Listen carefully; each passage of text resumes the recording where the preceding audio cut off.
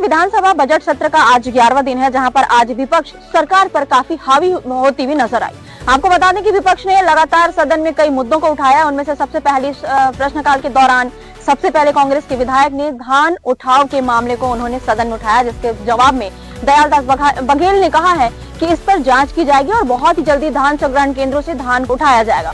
वहीं दूसरी ओर यदि हम बात करें तो बस्तर के विधायक ने बस्तर के गंगालूर छात्रावास में 3 छात्राओं के गर्भवती होने के मामले को सदन में बहुत जोरदार से उठाया। इसके साथ ही साथ उन्होंने सीधे तौर पर सुरक्षा पर सवाल उठाते हुए सरकार को घेरा है। इसके साथ ही साथ उन्होंने जांच की मांग भी की है। और वहीं इस दौरान कांग्रेस के विधायक जो जांजगीर चांपा के विधायक हैं व्यास कश्यप ने उन्होंने सीधे तौर पर छत्तीसगढ़ में कोरबा जिले में अमानक चावल खरीदी का मामला सदन उठाया। इसके साथ ही साथ इस दौरान जब ये बहस हुई तब बहिर्गमन भी उन्होंने किया है। तो आज पूरा जो सत्र का 11वां दिन था वो काफी धमाकेदार रहा है और विपक्ष पूरी तैयारी के साथ इस बार बजट सत्र में आया है ताकि वो सरकार को घेर सके।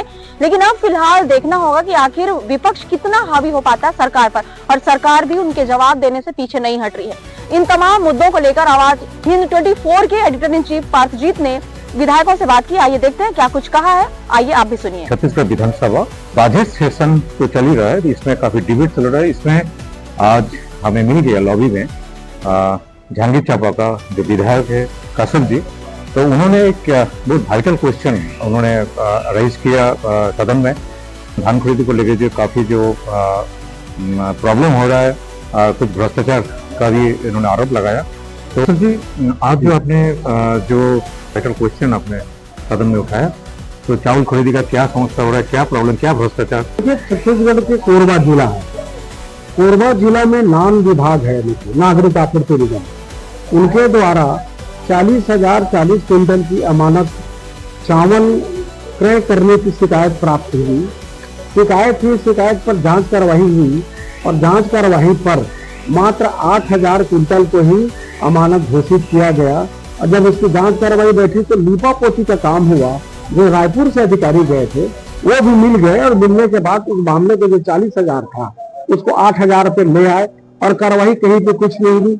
विधानसभा में प्रश्न लगा, संयोग से आज इसके जवाब था, तो संडे को ही वहां के जो अधिकारी हैं जांगड़े जी, उनको निलंबित करके खाली खाना पूर्ति की गई है।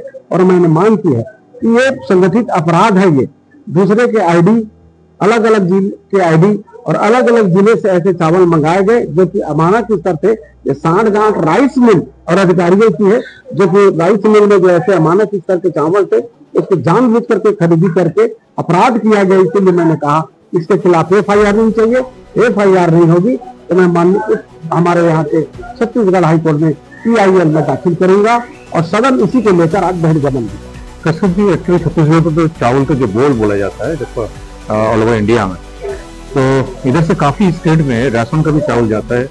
और बट ये जो एग्रीकल्चर जो एक पहचान है, एग्रीकल्चर जो चावल का प्रोडक्शन का जो एक पहचान है छत्तीसगढ़, इसमें चावल को लेकर धान खरीदने के लेकर लगातार जो भ्रष्टाचार का जो आरोप लगा रहा है, तो इसमें जो वर्तमान जो सरकार है तो इसमें कोई ध्यान नहीं दे रहा है कि इसका कारण क्या है? देखिए, धान से बनता है चावल, किसानों का धान छत्तीसगढ़ सरकार खरीदती है। ये चावल तैयार करके FCI के माध्यम से सेंट्रल पूल में भेजती है। जो बच जाता है उसको छत्तीसगढ़ के राशन का जो वितरण होना है वहां खपत करते हैं नान के माध्यम से, नागरिक आपूर्ति विभाग के माध्यम से। पर मैं लगातार जनप्रतिनिधि बना और उसके पहले किसान भी रहा हूँ। तो किसानों को कितनी तकलीफों के बाद हमको हमारा धान को बेचना पड़ता है। धान बिक्री हो जाता है, धान बिक्री के पश्चात उसको चावल के लिए बनाने के लिए राइस मिलों को दिया जाता है।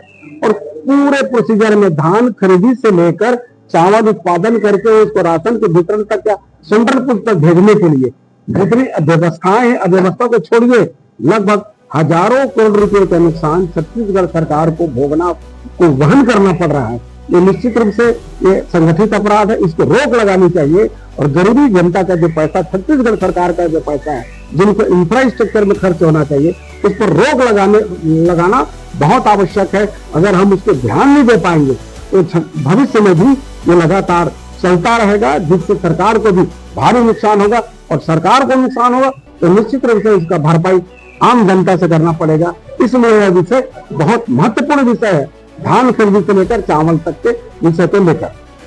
कुछ दिन पहले भूपेश बघेल जी जब दुर्ग में जब भाजपा लीडर के जमीन में अपनी जो खेती सामने आया। और उन्होंने एक चीज बताया, जो धान का जो प्रोडक्शन होता है जिस स्टेट में, उनका जो इतना ज्यादा प्राइड होता है जो छत्तीसगढ़ का, उसी जगह इलीगल सब जो खेती हो रहा है। बताइए। देखिए, बात दुर्ग जिला के समोदा गांव की नहीं है। समोदा गांव में तो जो मिला तो मिला, साथ में बलरामपुर जिले के 2 गांव में भी अफीम की खेती मिली। और मैंने कहा भी है कि 1, 2, 3 नहीं और पता नहीं कितने ऐसे प्रकरण इस छत्तीसगढ़ में देखने को मिलेंगे। क्योंकि पहले लोग हमारे छत्तीसगढ़िया भाई अफीम क्या है जानते नहीं थे, मजदूरी यहाँ से करते थे। अब जान गए हैं कि अफीम को पहचान गए हैं। देखिएगा आने वाले समय में अफीम की खेती का और प्रकरण छत्तीसगढ़ की इस धरती से आएगा।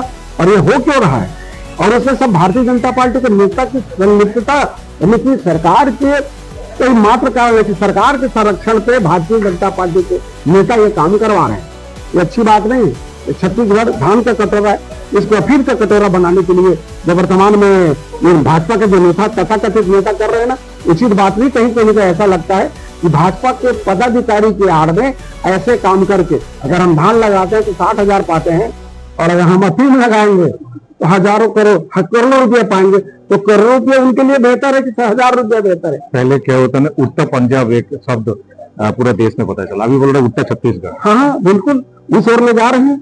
सूखे की नशा, और साथ में सूखे की नशा के अतिरिक्त आप इस बात को देखेंगे कि छत्तीसगढ़ सरकार के द्वारा प्रायोजित तरीके से लीगल अनलीगल जैसे भी करके दारू भट्टी की संख्या बढ़ाना। आप आज के दिन में रेशियो में देखेंगे तो पंजाब में छत्तीसगढ़ के निवासी खपत दारू में कितनी बढ़ गई है, आज नंबर 1 पे आगे है। क्योंकि महतारी बंधन योजना का पैसा या कि बोनस का पैसा जा कहां रहा है, इसमें वापस पुनः सरकार के खाते में चला जा रहा है। इसीलिए राजस्व देखिए 11,000 करोड़ का राजस्व शराब से आना चालू हो गया है।